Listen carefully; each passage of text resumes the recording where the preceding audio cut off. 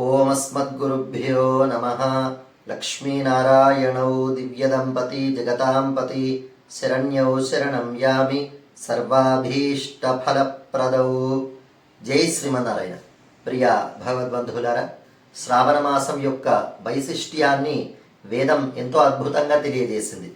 ఓం త్రేధా విష్ణురుగాయో విచక్రమే మహీందివం పృథివీమంతరిక్షం తచ్శ్రోణైతి స్రవ ఇచ్చమాన పుణ్యగ్శ్లోకం యజమానాయ కృణ్వతి.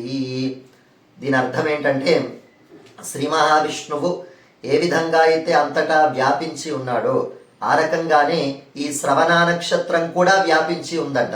ఎలా సాధ్యమవుతున్నది అంటే, శ్రవణ నక్షత్రం అనే శరీరానికి అంతర్యామిగా శ్రీ మహావిష్ణువు ఉంటాడు. అంటే అర్థం ఏంటి? శ్రవణ నక్షత్రానికి అధిష్టానంగా శ్రీ మహావిష్ణువు ఉంటాడు. అంత పుణ్యప్రదమైనటువంటి నక్షత్రము శ్రవణ నక్షత్రం. అటువంటి శ్రవణ నక్షత్రము పౌర్ణమి రోజు ఉంటే ఆ మాసానికి శ్రావణ మాసం అనే పేరు వస్తుంది. ఇక్కడ శ్రావణ మాసం అనే పేరు రావడానికి రెండు రకాలుగా మనం అర్థాలని చెప్పుకోవాలి. ఒకటి, శ్రవణ నక్షత్రంతో పౌర్ణమి ఉండడం చేత శ్రావణ మాసం అని ఒక అర్థం.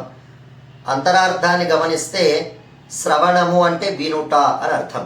ఏం వినాలి? మంచిని వినాలి. మంచి అంటే మన వేద ఇతిహాస పురాణ స్తోత్రాలు ప్రబంధాలు, మన మహర్షులు అనుగ్రహించినటువంటి సమస్తమైనటువంటి వాంగ్మయాన్ని వింటూ ఉంటే మన లోపల పరివర్తన కలుగుతుంది. మన లోపల మంచి మార్పు మనకి ఏర్పడ్డప్పుడు, సత్ప్రవర్తన ఏర్పడ్డప్పుడు లక్ష్మీ కటాక్షం సహజంగానే లభిస్తుంది.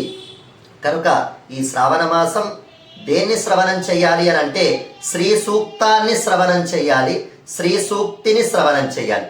శ్రీ సూక్తము అంటే లక్ష్మీదేవి యొక్క వైభవాన్ని తెలియజేసేటువంటి అత్యంత శక్తివంతమైనటువంటి మంత్రాల సంపుటి శ్రీ సూక్తం. కనుక అమ్మవారి యొక్క వైభవాన్ని బాగా శ్రవణం చేస్తూ ఉండాలి. అమ్మవారికి మన మీద ఉండేటువంటి వాత్సల్యం ఎలాంటిదో శ్రవణం చేయాలి. అమ్మవారు ఈ జీవులందరినీ ఉద్ధరించి పరమాత్మతో ఎలా కలుపుతుందో మనం శ్రవణం చేస్తూ ఉండాలి. ఇది ఒకటి. మరొకటి శ్రీ సూక్తము ఒకటైతే, రెండవది శ్రీ సూక్తి. సూక్తి అంటే మంచి మాట. పెద్దలు అనుగ్రహించినటువంటి మంచి మాటలని మనం వింటూ ఉండాలి.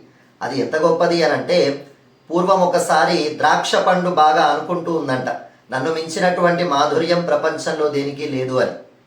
అలా అనుకుంటూ ఉంటే అక్కడికి ఒక కలకండ వచ్చింది. నీదేం మాధుర్యం, నా మాధుర్యం ముందు నీది దేనికి పనికి రాదు అని కలకండ అందంట. ఈ రెండు ఇలా అనుకుంటూ ఉంటే స్వర్గం నుండి సుధా అంటే అమృతం వచ్చిందంట.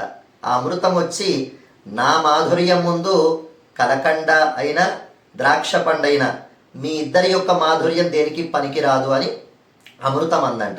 ఈ మూడు ఇలా దెబ్బలాడుకుంటూ ఉంటే నాది గొప్ప మాధుర్యం, నాది గొప్ప మాధుర్యం అని ఆ మూడిటి మధ్యలో ఒక అద్భుతమైనటువంటి ప్రకాశం వచ్చిందంట. ఈ మూడు ఆశ్చర్యపోయాయి. ఎవరు నువ్వు అని అడిగితే అది అందంట, నా పేరు సుభాషితం అని అందంట. కనుక ఆ సుభాషితం యొక్క మాధుర్యాన్ని చూసినటువంటి ద్రాక్ష పండు ద్రాక్ష ఆమ్లానముఖీ జాత ఎండిపోయిందంట. కలకండ శర్కరాచ అశ్మతాంగత బండలాగా మారిపోయింది.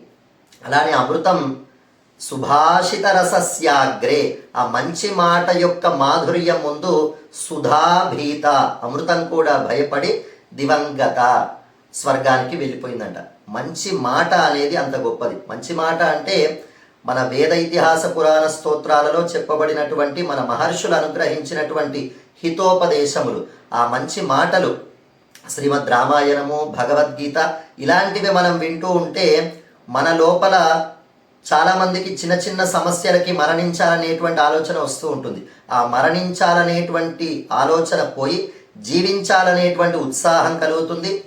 ఏదో యాంత్రికంగా జీవించే వారందరిలో కూడా నేను ఉజ్జీవించాలి, దేశరక్షణ కోసం, ధర్మరక్షణ కోసం, దైవరక్షణ కోసం జీవించాలనేటువంటి ఆలోచన వస్తుంది.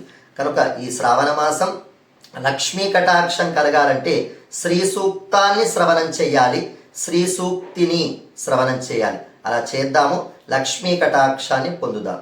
జై శ్రీమన్నారాయణ.